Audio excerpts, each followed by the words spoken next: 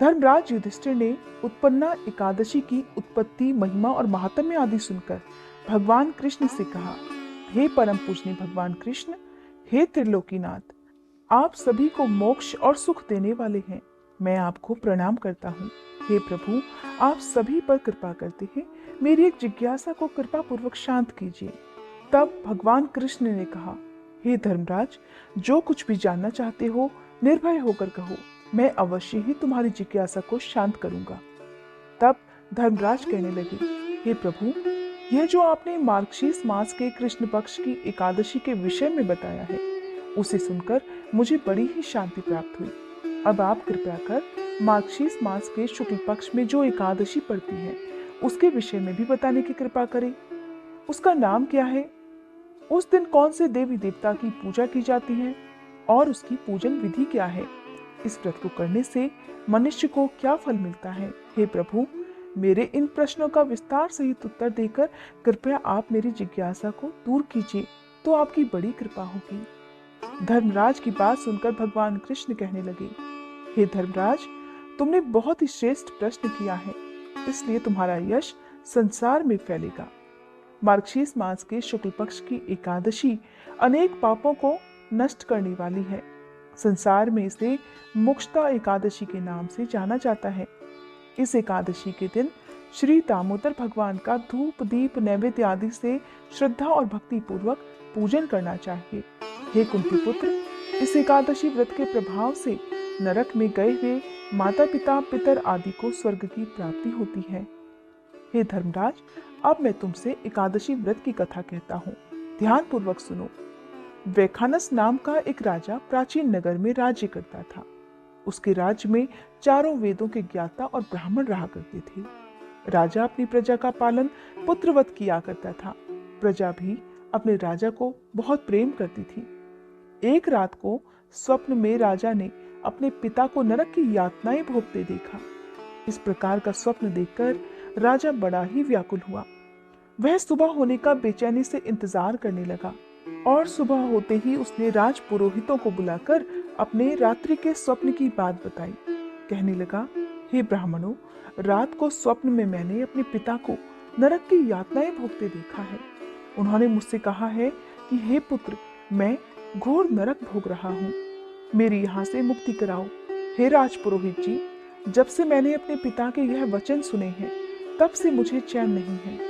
अब मुझे राज सुख, ऐश्वर्य, हाथी घोड़े, धन, स्त्री पुत्र आदि कुछ भी सुखदायक प्रतीत नहीं हो रहे हैं। हे राजपुरोहित जी, अब मैं क्या करूं, कहां जाऊं? इस दुख के कारण मेरा शरीर तप रहा है। आप सब मुझे किसी प्रकार का तप, दान या व्रत आदि बताएं, जिसे करने से मेरे पिता को मुक्ति प्राप्त हो सके। यदि मैंने अपने पिता को नरक की यातनाओं से मुक्त कराने के प्रयास नहीं किए तो मेरा जीवन तो निरर्थक है। जिसके पिता नरक की यातनाएं भोग रहे हों, उस व्यक्ति को इस धरती पर सुख भोगने का कोई अधिकार नहीं है। हे ब्राह्मण देवों, मुझे शीघ्र ही इसका कोई उपाय बताने का कष्ट करें। इस प्रकार कहकर राजा बहुत व्याकुल हो गया। राजा के आंतरिक दुख की पीड़ा को देखकर और सुनकर ब्राह्मणों ने आपस में विचार विमर्श किया। फिर सभी एकमत होकर राजा से कहने लगे, हे राजन, वर्तमान, भूत और भविष्य के ज्ञाता पर्वत नाम के एक मुनि हैं। वे यहाँ से ज्यादा दूर नहीं है। अगर आप अपने मन की व्यथा उनसे जाकर कहेंगे तो वे अवश्य ही इसका कोई सरल उपाय आपको बता सकते हैं। राजपुरोहितों की बात सुनकर और उनकी बात मानकर राजा मुनि के आश्रम में गए। आश्रम में अनेक शांत चित्त योगी और मुनि तपस्या कर रहे थे। चारों वेदों के ज्ञाता पर्वत मुनि दूसरे ब्रह्मा के समान बैठे जान पड़ रहे थे। उनके चेहरे से दिव्य तेज झलक रहा था। राजा ने मुनि को दंडवत प्रणाम किया और फिर अपना परिचय दिया। पर्वत मुनि ने राजा से कुशल क्षेम पूछी। तब राजा कहने लगे, हे मुनिवर, आपकी कृपा से मेरे राज्य में सब कुछ कुशल मंगल है, किंतु मेरे सामने अचानक ही एक ऐसी समस्या खड़ी है जिससे मेरा हृदय बड़ा ही अशांत हो रहा है। और तब राजा ने बड़े ही दुखी मन से रात को देखे गए स्वप्न की पूरी बात पर्वत मुनि को बता दी और फिर दुखी स्वर में कहने लगे, हे महर्षि, अब आप कृपया कर मेरा मार्गदर्शन कीजिए कि ऐसे में मुझे क्या उपाय करना चाहिए। कैसे मैं अपने पिता को नरक की यातना से मुक्ति दिला सकता हूँ। हे मुनिवर, जब से रात को मैंने अपने पिता के बारे में ऐसा स्वप्न देखा है, तब से मुझे एक क्षण को भी चैन नहीं है। कृपया कर मुझे इस कष्ट से मुक्ति दिलाइए और कोई समाधान भी बताइए। तब राजा की बात पर्वत मुनि ने बड़ी गंभीरता पूर्वक सुनी। फिर अपनी आंखें बंद कर भूत और भविष्य पर विचार करने लगे। कुछ पलों तक ध्यान और चिंतन करने के बाद उन्होंने कहा, हे राजन, मैंने अपने योग बल के द्वारा तुम्हारे पिता के सभी कुकर्मों का ज्ञान प्राप्त कर लिया है और मैं जान चुका हूँ कि आज वो किस प्रकार और क्यों नरक भोग रहे हैं। दरअसल उन्होंने अपने पूर्व जन्म में अपनी पत्नियों में भेदभाव किया था। अपनी बड़ी रानी के कहने में आकर उन्होंने अपनी दूसरी पत्नी को ऋतुदान मांगने पर नहीं दिया। उसी पाप के कर्म के कारण तुम्हारे पिता नरक में गए हैं। यह जानकर वैखानस राजा ने याचना भरे स्वर में कहा, हे ऋषिवर, मेरे पिता के उद्धार का कोई तो उपाय होगा।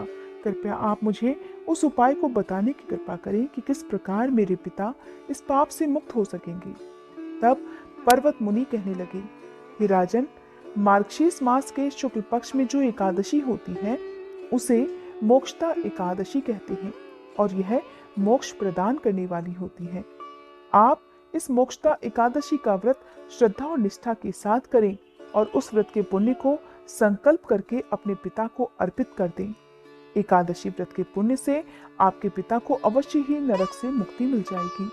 पर्वत मुनि के ऐसे वचनों को सुनकर राजा ने उन्हें धन्यवाद किया। उन्हें प्रणाम कर राजा अपने राज्य को लौट आया और परिवार सहित मोक्षदा एकादशी का विधि पूर्वक व्रत किया।